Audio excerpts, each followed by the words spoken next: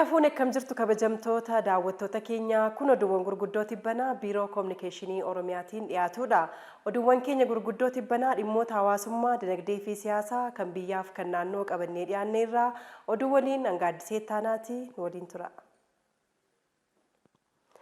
Sirna madaallii barnoota Afrikaa badhaadhina fiduriirsuun barbaachisaadha jedhanii ministeerri muummee itti aanaa obbo Tamasgan Xirunaa. Sirna madaallii barnoota Afrikaa badhaadhina fiduriirsuun barbaachisaadha jedhanii ministeerri muummee itti aanaa obbo Tamasgan Xirunaa. Obbo Tamasgan konferensii waggaa gamtaa madaallii barnoota Afrikaa 41ffaa irratti akka jedhanitti barnoonni bu'uuraa kabajaa fi badhaadhinaati. Egeree daa'imman hundi itti barachuu danda'an uumamuu akka qabu kaasanii qulqullina barnootaa hunda biraan ga'uun akka qabus barbaachisaadha jechuun ibsaniiru.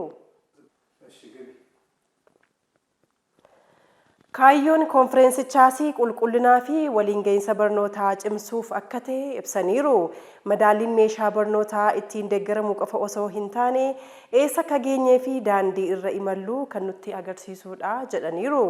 Itoophiyaa dabalatee biyyoonni Afrikaa hedduun riiformii barnootaa taasisaa jiraachuu yaadachiisuun barataan kamiyyuu barnoota qulqullina qabu akka argatuu fi hojjechaa jiraachuu ibsaniiru. Konferensichis muuxannoon kan itti qoodamu akkasumas kalaqaa fi qorannoowwan qooddachuun yaadonni gara sadarkaa olaanaatti kan ce'an akka ta'u hubachiisaniiru. Madaallii barnootaa ilaalchisee daandiin Itoophiyaan filattee sirna madaallii walitti fufiinsa qabuu fi beekumsaan hoogganamuu ta'uu kaasanii haqaa fi faayidaa qabeessa akka ta'uu fi xiyyeeffannoon hojjetamaa jiraachuu obbo Tamasgan kan ibsan torban kana keessa. Biyya fakkeenyaan badhaatee ijaaruu fi carraalee misoomaa qabnu sirnaan fayyadamuu qabna jedhanii pirezidaantiin mootummaa naannoo Oromiyaa obbo Shimallis Abdiisaa. Dabalata oduu kana Dirribee Taklee akka itti qindeesseetti. Leenjiin hooggantoota mootummaa naannoo Oromiyaaf mata duree gara biyya fakkeenya badhaadhinaa taatetti jedhuun guyyoota 4f kennamaa ture xumurameera. Pirezidaantiin mootummaa naannoo Oromiyaa obbo Shimallis Abdiisaa biyya fakkeenya badhaadhinaa taate ijaaruun egeree amansiisaa bu'uuressuuf hooggansi sadarkaan jiru carraawwan misoomaa fi humnoota waloo qindeessee fayyadamuu qaba jedhan. Galmoota akka biyyaatti qabame milkeessuuf dhaloota ogummaan ga'oome horachuu dhaabbilee hunda keessatti qulqullina tajaajilaa mirkaneessuu, riiformii eegalame cimsuun gaaffii bulchiinsa gaarii deebisuu dabalatee hojiileen itti quufiinsa hawaasaa mirkaneessuu fi faayidaa biyyaalessaa eegsisan sirnaan raawwatamuu qaba jedhan. Galmoota akka biyyaatti qabame milkeessuuf dhaloota ogummaan gahoome horachuu, dhaabbilee hunda keessatti qulqullina tajaajilaa mirkaneessuu, riiformii eegalame cimsuun gaaffii bulchiinsa gaarii deebisuu dabalatee hojiilee itti quufiinsa hawaasaa mirkaneessuu fi faayidaa biyyaalessaa eegsisan sirnaan raawwatamuu qabu jedhaniiru. Hoogganaan waajjira paartii badhaadhinaa damee Oromiyaa obbo Kaffaaloo Tafarraa gama isaaniin abjuu biyya fakkeenya badhaadhina taatee ijaaruuf qabannee galmaan ga'uuf tokkummaa keessoo paartii cimaa ta'ee mirkaneessuu fi ijaarsa dhaabbilee bu'a qabeessa taasisuun barbaachisaadha jedhan. Hooggansi milkaa'inoota hanga ammaatti argaman gara sadarkaa olaanaatti ceesisuu fi qormaatilee jiran ga'umsaan ce'uuf kutannoo olaanaa fi miira itti gaafatamummaa cimaan hojjechuu akka qaban dhaamaniiru. Leenjii giddugala Adaamaa, Amboo, Maayaa, Jimmaa, Naqamtee, Bulee Horaa fi Shaashimanneetti guyyoota 4f kennamaa ture kanarratti hooggantoonni 3500 ol hirmaachisuu isaanii kan ibsame torban kana keessaa. Agarsiifni torbee daldalaa marsaa lammaffaan sadarkaa naannoo Oromiyaatti magaalaa Finfinnee giddugala aadaa Oromootti gaggeeffame. Dabalata oduu kana Abbabee Ejjetaa akka nutti qindeesseera.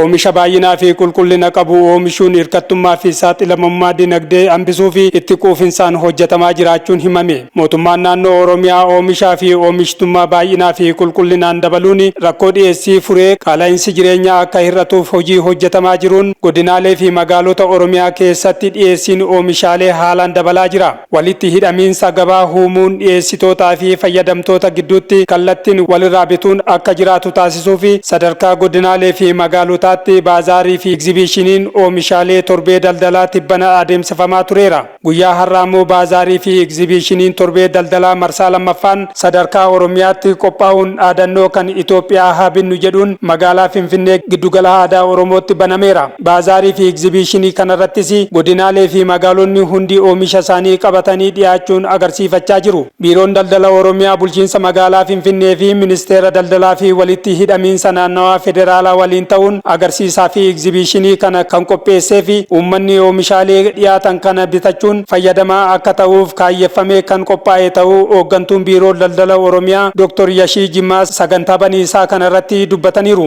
Warra magaala Finfinnee fi federaalaa waliin taane immoo oomishaalee baay'ee dhiyeessuudhaan akka achi bitattan gochuu fi wantoonni haala mijeessaa jirrus jirra.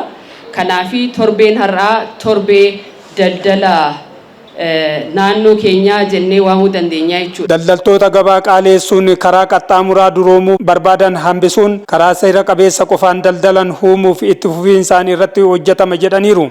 Namoonni karaa sirrii hojjetan akka jajjabaatanii fi warroonni immoo karaa sirriin taane deeman kanarratti xiyyeeffannoodha irratti hojjennee gara seeratti deebisaa hindi. Deetaan ministeera daldalaa fi walitti hidhamiinsa naannoo Dr. Abdulhakim Muluu Oromiyaan oomishtummaa guddisuun gabaa tasgabbeessuuf bonaa fi ganna hojjechaa jiraachuun dinagdee biyyaa utubuu keessatti gahee guddaa baachaa jiraachuu dubbataniiru. Mootummaan naannoo Oromiyaa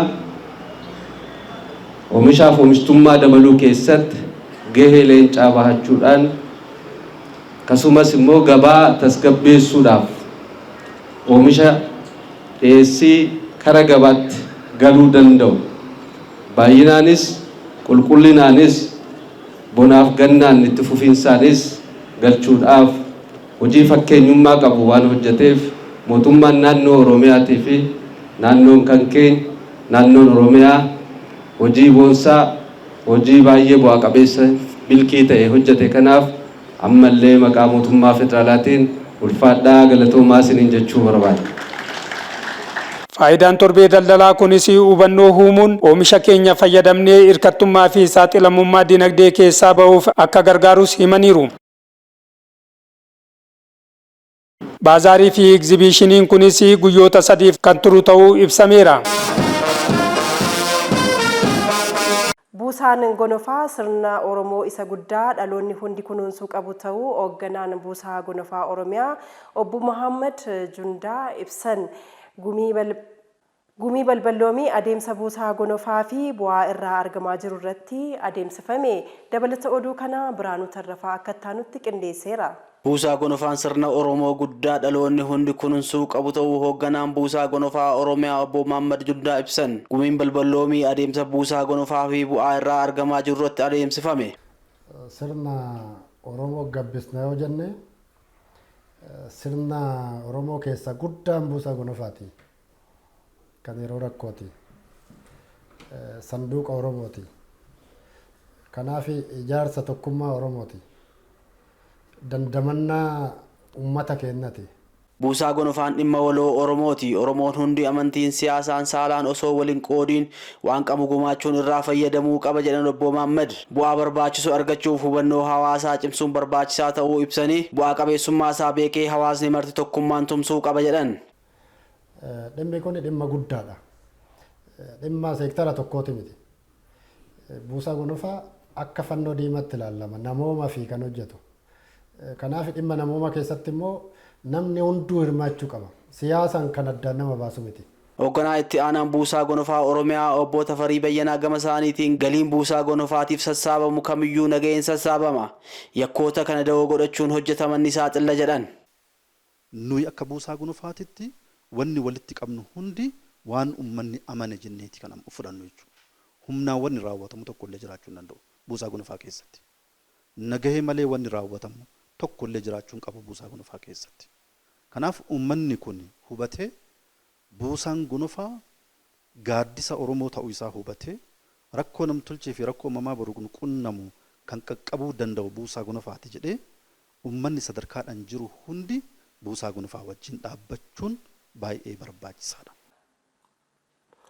Egaan kabajamtoota daawwattoota keenya oduuwwan keenya gurguddoo tibbanaa biiroo koominikeeshinii Oromiyaatiin qabannee dhiyaanne kanarratti xumurreerra. Odeeffannoo dabalataa argachuuf yuutuubii, feesbuukii, teelegiraamii, tiiktookii kallacha Oromiyaa laayik, sheer, kooment, sabskiraayib gochuun hordofaa isiniin jechaa torban oduuwwan kan biroon hanga walitti deebinutti nagaan nuuf tura.